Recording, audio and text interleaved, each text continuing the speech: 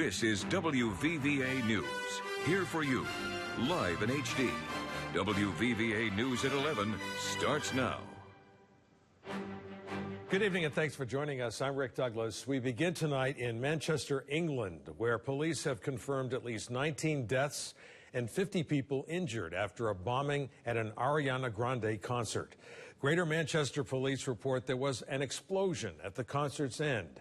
Reportedly, a suicide bomber walked into the arena's foyer as fans were filing out and detonated an explosive device. A video posted on Twitter shows fans screaming and running. British police say many were injured by flying shrapnel. No one has claimed responsibility, but British authorities are treating it as a possible terror attack. The singer was not injured. The West Virginia legislature's special session rolls on, and there's still no deal on a budget. The ping-pong match, which has characterized this session, continued today, with the House sending the tax bill it passed on Friday over to the upper chamber. The Senate Select Committee on Tax Reform took a crack at the House proposal and made some significant changes. Among them, committee members want to raise the state consumer sales tax to 7.25%. Republican delegates have repeatedly said there's no support in the House for a sales tax of more than 6%. The House's bill is essentially a pure tax increase, and it's something that the Senate has said from day one that we're not interested in simply raising another tax and kicking the can down the road. We understand that we have systemic problems in the way our budget's put together, and it's not just our understanding. The ratings agencies out there consistently say that we have structural imbalance in the way that our revenue is drawn for state government.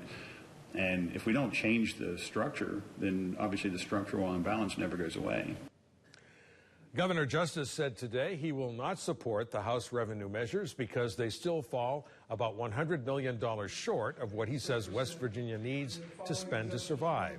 The revenue bill's next stop is the Senate Finance Committee before it goes to the full chamber for a vote. On Tomorrow News, closer to home, residents of a senior apartment complex in Hinton are homeless tonight after a fire broke out earlier today in one of the units. While the fire was contained to one unit on the 5th floor, sprinklers went off all over the building, causing major water damage. Fire officials say it could be 2 weeks before residents can return to Hinton House. In the meantime, the Red Cross has set up a shelter at the Summers County Senior Center. They're providing cots, blankets, and food for about 20 people, and breakfast in the morning. And they're going to stay here overnight. We're going to feed them and make sure they're comfortable.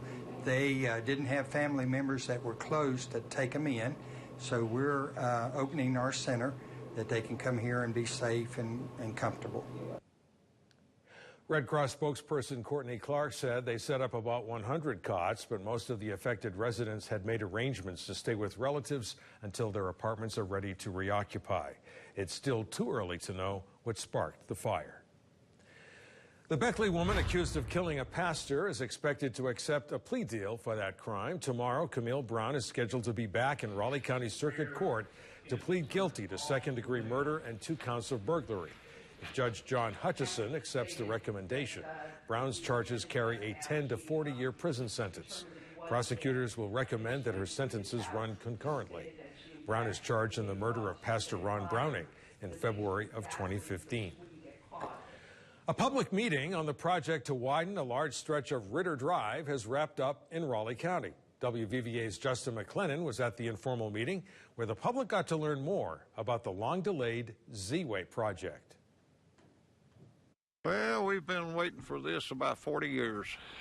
Shady Spring resident Jim Cook started working at Glade Springs back in 1970.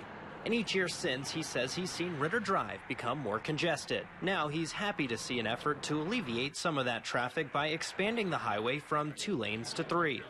I would say it's all positive impact. Mainly getting rid of a lot of hold-up because of left-hand turns.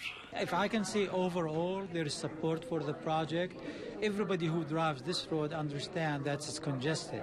There are delays, especially morning and evening, so there is no dispute whether the project is needed or not.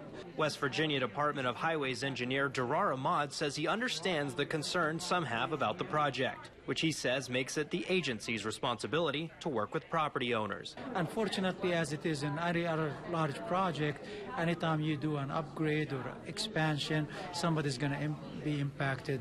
But we go out of our way to reduce the impacts. And one of the parties sure to be feeling a major impact will be commuters when construction on the project begins, possibly as early as this fall. There's going to be a lot of traffic held up, which I think we can live with if we learn a little patience. Here for you in Raleigh County, Justin McLennan, WVVA News. Well, Chief Meteorologist Travis Roberts is standing by with a first look